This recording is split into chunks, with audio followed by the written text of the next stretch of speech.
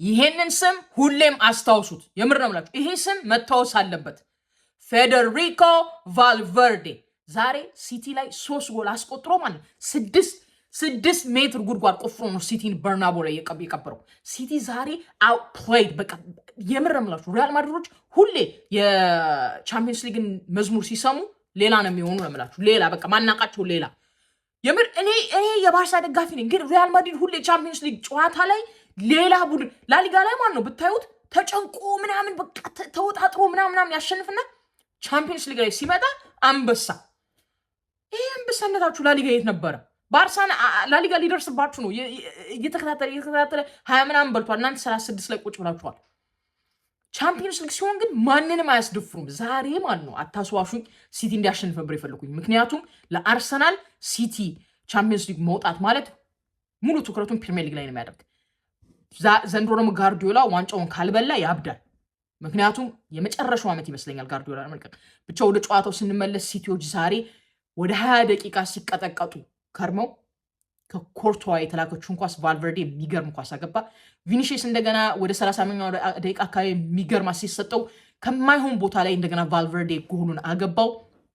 እኔ ግራ ገብቶኛል ዳናሩማ ምን እየሰራ እንደነበር። ያ ጎል ጭራሽ መግባት ያልነበረበት ጎል ነበረ፣ ግን ቫልቨርዴ ስለሆነ ልጁ የሚገርም ኳሱን ያስገባው። ከዛ ደግሞ የሶስተኛው ጎል ነገር አይወራ። ብራሂም ዲያዝ የሚገርም ችፕ ሰጠው። ቫልቨርዴ የመጀመሪያው ኮንትሮል ያደረገበት መንገድ ጉሂን ከጨዋታ ሙሉ ጉሂ ክሊር አድርጓለሁ ኳሱን አጽድዋለሁ ብሎ እግሩን ሲሰነዝር ኳሷን ሳብን ያደረገበት። ከዛ ጉሂ ገለል አለለት ወስዶ ልጥጥ ነው የሰጠው። የሚገርም ጎል ነው። ጉሂ ማለት ነው ተመልሶ ፓላስ ነው ያለን የተባለ አሁን በዛ ከሄዱ አሯሯጡ ምናምን ፓላስ ላይ ነው የምታገኙት። አሁን ብቻ ቫልቨርዴ የሚገርም የመጀመሪያው አጋማሽ 3-0 አለቀ። ተመልሰው መጡ። ሪያል ማድሪዶች በጣም ምቾት ተሰምቷቸው ነበረ። ዘና ረጋ ብለው ነው የተጫወቱ። ሲቲዎች ደግሞ ኳስ ጎል ማግባት ስለነበረባቸው በጣም ተጭኖ ለመጫወት ይሞክራሉ። ሪያል ማድሪዶች ካውንተር አታክ መጨረሻ ላይ ፔናልቲ ተሰጣቸው።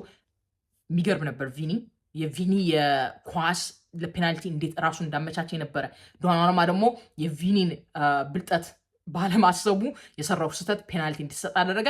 ቪኒሺየስ ፔናልቲውን ስቶታል፣ ዶናሩማ አድኖታል። ግን ቪኒሺየስ እኔ አንድ ጥያቄ ያለኝ፣ ሁሌ የሪያል ማድሪድ ደጋፊ ከሆናችሁ፣ እኔ የሪያል ማድሪድ ደጋፊ አይደለሁም፣ ግን ለምንድነው ቪኒሺየስ ፔናልቲ ላይ በጣም ይቸገራል በብዛት? አንዳንዴ አንድ ፔናልቲ ያገባና አንድ ይስታል ወይ ምናምን፣ ተመሳሳይ ጨዋታ ላይ ማለት ነው። በጣም ይቸገራል። እሱን ነገር ማስተካከል አለበት ብዬ አምናለሁ።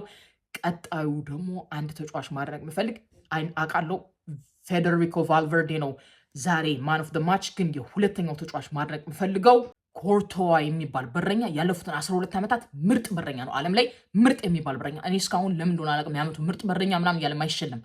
እነ አሊሰን ሲሸለሙ አይቻሉ፣ እነ ማርቲኔስ ሲሸለሙ አይቻቃሉ። የማይረቡ በረኞች ማለት አልፈልግም፣ ይቅርታ። ግን ከኮርቶዋ ያነሱ በረኞች ሲሸለሙ አይቻሉ። ለምን እንደሆነ አላውቅም። ኮርቶዋን ሁሌ በሌላ ሌቭል ነው የምናየው። የሚገርም ተጫዋች ነው። እኔ በጣም ነው የማደንቀው እሱን ተጫዋች።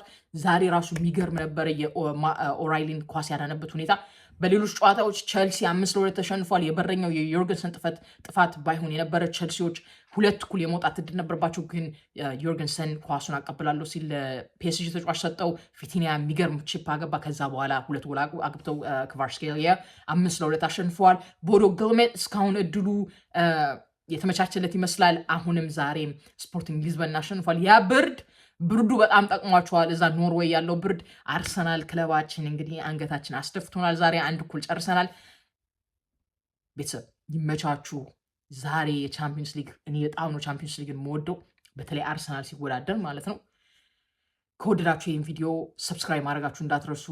በቲክታክ የምታዩን ከሆነ ደግሞ ፋሎ ማድረጋችሁ እንዳትረሱ። ይመቻችሁ ቤተሰቦች።